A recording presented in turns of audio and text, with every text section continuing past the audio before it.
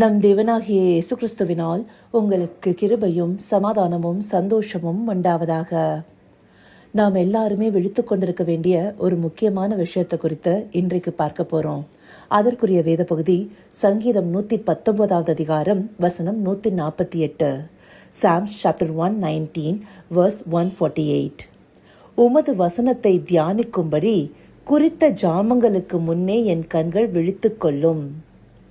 119 சங்கீதம் முழுவதுமே தேவனுடைய வார்த்தையின் மகத்துவங்களை வெளிப்படுத்துகிறதாக இருக்கு. வேதத்துல அதிகப்படியான வசனங்கள் இருக்கிற அதிகாரமாகவும் இதுவே காணப்படுது. அந்தபடியாக தாவீது ராஜா தேவனுடைய வார்த்தையின் மகத்துவத்தை இந்த அதிகாரத்தின் மூலமாக வெளிப்படுத்தியிருக்கிறாரு. அப்படி இருக்கிற பகுதியில இந்த வசனத்துல என்ன சொல்லியிருக்கிறாரு?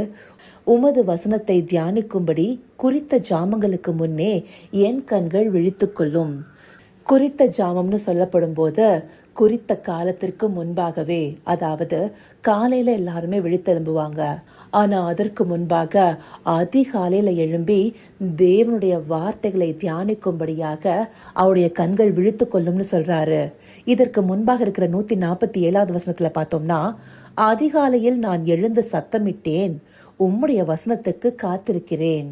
இந்த வசனம் இன்னும் தெளிவாக அவர் அதிகாலையில எழும்பி தேவனுடைய வசனத்திற்காக காத்திருக்கிறாங்கிறத நமக்கு விளக்குது இல்லையா?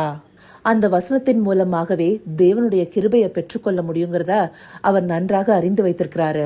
இதை முக்கியமா சங்கீதம் 143 அதிகாரம் 8 வசனத்துல பார்த்தோம்னா, அதிகாலையில் உமது கிருபையை கேட்க பண்ணும், உம்மை நம்பி இருக்கிறேன், நான் நடக்க வேண்டிய வழியை எனக்கு காண்பியும், உம்மிடத்தில் என் ஆத்துமாவை உயர்த்துகிறேன்.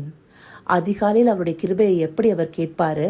தேவனுடைய வசனத்தை காத்திருந்து பெற்றுக்கொள்வதன் மூலமாகவே, தேவனுடைய வசனத்தை காத்திருந்து பெற்றுக்கொள்வதன் மூலமாகவே. அப்படியாக தேவனுடைய வசனமே நமக்கான கிருபையை தந்துள்ளது. இந்த வசனமே நம்முடைய கால்களுக்கு தீபமாகவும் பாதைக்கு வெளிச்சமாயும் இருக்கிறதுன்னு சொல்லிட்டு இதே அதிகாரம் 105 வசனத்துல சொல்லப்பட்டிருக்கு இல்லையா? அப்படியாக தேவனுடைய வார்த்தைகள் நம்மை வழிநடத்துகிறதாக, நாம போக வேண்டிய வழியை போதித்து நடத்துகிறதாக இருக்கு.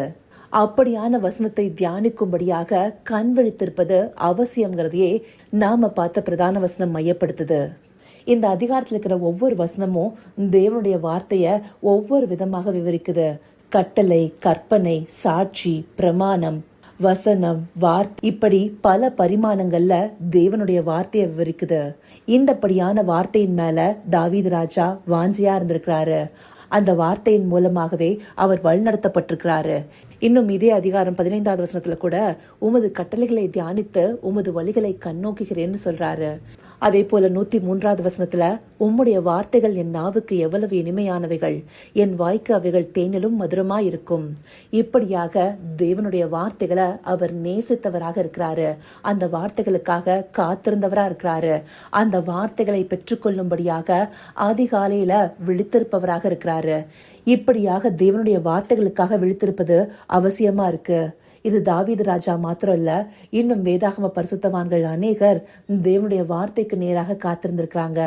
யோபு புஸ்தகம் 23 அதிகாரம் 12 வசனத்தை எடுத்துட்டோம்னா, அவர் உதடுகளின் கற்பனைகளை விட்டு நான் பின்வாங்குவதில்லை, அவருடைய வாயின் வார்த்தைகளை எனக்கு வேண்டிய ஆகாரத்தை பார்க்கிலும் அதிகமாய் காத்து கொண்டேன். அந்தபடியாக தேவனுடைய வார்த்தைகளை தனக்கு வேண்டிய ஆகாரத்தை பார்க்கிலும் அதிகமாய் காத்து கொண்டதாக இந்த வசனத்தின் மூலமா யோபு சொல்றாரு. அந்தபடியாக தான் உண்ணுகிற ஆகாரத்தை காட்டிலும் தேவனுடைய வசனத்தின் மேல வாஞ்சியா இருந்திருக்கிறாங்க. அது மாத்திரம் இல்லாம ஏசாயா 40 அதிகாரம் 8 வசனத்துல, புல் உலர்ந்தது, பூ உதிரும், நமது தேவனுடைய வசனமோ என்றென்றைக்கும் நிற்கும் என்பதையே சொல்லென்று உரைத்தது. புல் என்பது மனிதனை குறிக்கும், பூ என்பது அவனுடைய மேன்மையை குறிக்கும். அப்படி புல்லாகிய மனிதன் உலர்ந்து போவான், பூவாகிய அவனுடைய மேன்மை எல்லாம் உதிர்ந்து போகும்.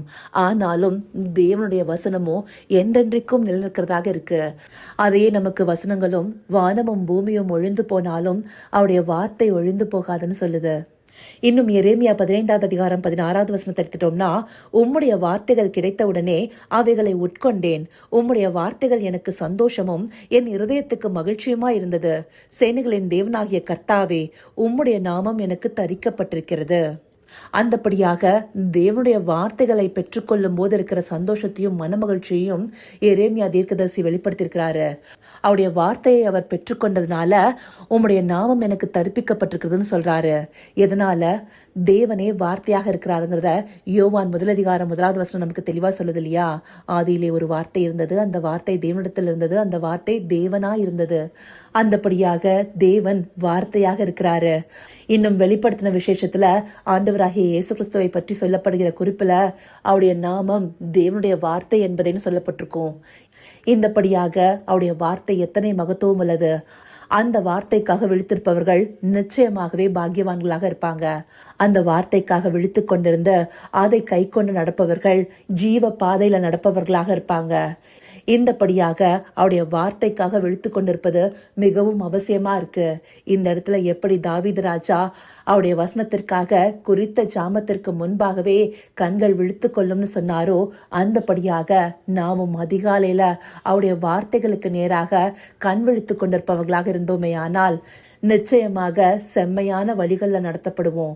அதை நாம் அறிந்து கொள்வதற்காகவே இந்த பகுதிகள் நமக்கு காண்பிக்கப்பட்டிருக்கு. இதை உணர்வுள்ள இருதயத்தோடு பார்த்து அவருடைய வார்த்தைகளுக்கு நேராய் கண் விழித்திருக்க அவரை நோக்கி பார்ப்போமா? கர்த்தாவே, தேவாதி தேவனே, உமக்கே இந்த வேளையில நன்றி செலுத்துகிறோம் ராஜா. அப்பா, உம்முடைய வசனத்தை தியானிக்கும்படியாக குறித்த ஜாமத்திற்கு முன்பாகவே கண் விழித்திருக்கிற தாவீது ராஜாவை போல உம்முடைய வசனத்திற்கு நேராக ஒவ்வொரு நாளும் கண் விழித்திருப்பவர்களாக நாங்கள் இருக்கணுங்கிறத இந்த பகுதிகள் மூலமா எங்களுக்கு காண்பிச்சிருக்கீங்க தகப்பனே. அந்தபடியாக உம்முடைய வசனத்தை தனக்கு வேண்டிய ஆகாரத்தை பார்க்கிலும் காத்து கொண்ட யோபுவை போல நாங்க ஒவ்வொரு நாளும் காத்து கொண்டு நடக்கணும் ராஜா. ஆம் தகப்பனே, உம்முடைய வார்த்தையை பெற்றுக்கொள்வதற்கு நேராக தினமும் நாங்க விழித்திருந்து காத்திருக்க தேவரீர் எங்களுக்கு உணர்வுள்ள இருதயத்தை தந்தர்லுங்கப்பா. அப்படியே நீங்க அருளி செய்ய போகிற கிருபைக்காய் நன்றி. சகலவித துதி மகிமை கனம் யாவும் ஒருவருக்கே செலுத்துகிறோம். இயேசு கிறிஸ்துவின் மூலமாய் வேண்டிக் கொள்கிறேன் பிதாவே. ஆமேன், ஆமேன்.